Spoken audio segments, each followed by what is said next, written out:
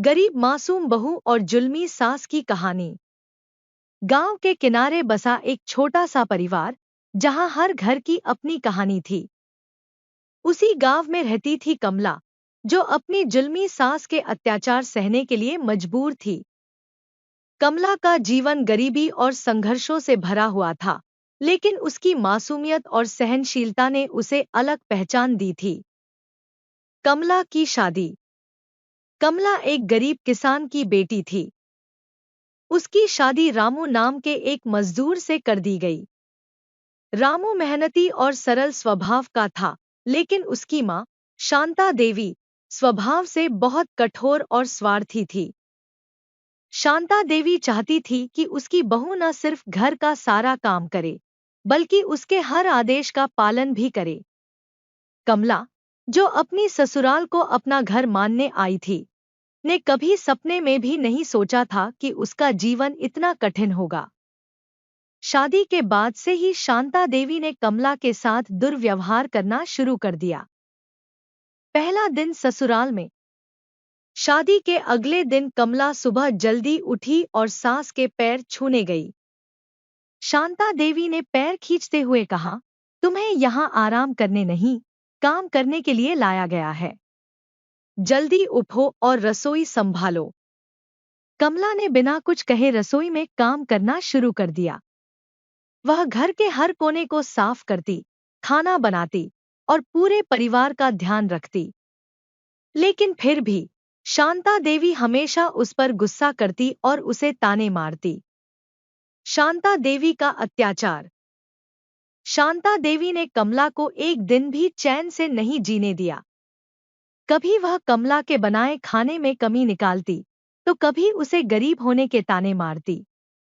खाने में ताने, ऐसी बेस्वाद रोटी तो मेरे नौकर भी नहीं खाते होंगे। तुझे तो कुछ भी नहीं आता। कपड़ों पर ताना, अपने मायके से फटे पुराने कपड़े लेकर आई है। हमारी इज्जत मिट्टी में मिला दी। काम का बोझ, सारा दिन बैठकर आराम करती है। अब जाकर कपड़े धो और खेत पर भी काम कर। कमला ने अपने पति रामू से शिकायत नहीं की, क्योंकि वह जानती थी कि रामू पहले से ही अपनी मां के दबाव में है। गांव वालों की सहानुभूति। गांव के लोग कमला की मासूमियत और मेहनत की तारीफ करते थे। वे जानते थे कि उसकी सास उसके साथ कितना बुरा बर्ताव करती है। एक दिन गांव की बुजुर्ग महिला, दादी मंगला, ने कमला से कहा, बेटी, तू सहती जा, लेकिन एक दिन तेरी सच्चाई और मेहनत सबके सामने आएगी। भगवान सब देखता है। कमला ने दादी की बात मानकर अपने दिल को मजबूत कर लिया। बड़ी परीक्षा। एक दिन गांव में एक बड़ा धार्मिक आयोजन हुआ। पूरे गांव को आमंत्रित किया गया। कमला ने आयोजन के लिए खाना बनाने और तैयारी में अपना दिन रात एक कर दिया।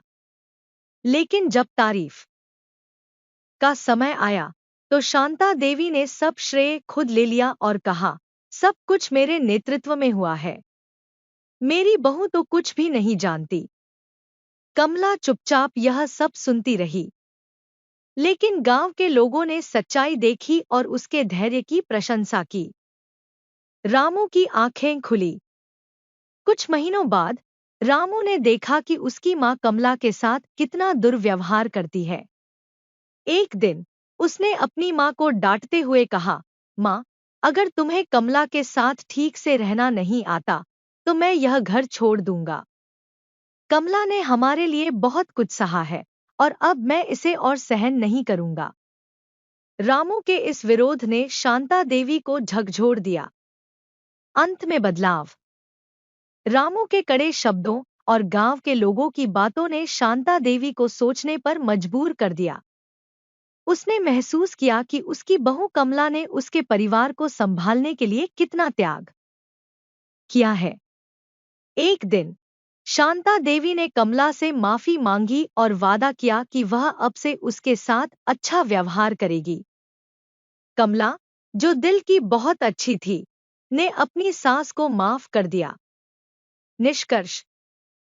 गरीब मासूम बहू की यह कहानी सिखाती है कि धैर्य, सहनशीलता और अच्छाई से सबसे कठिन परिस्थितियों को भी बदला जा सकता है। यह कहानी हर उस महिला को समर्पित है जो संघर्षों के बावजूद अपने परिवार को जोड़कर रखती है। मुख्य संदेश: बुराई का अंत होता है और अच्छाई हमेशा जीतती है।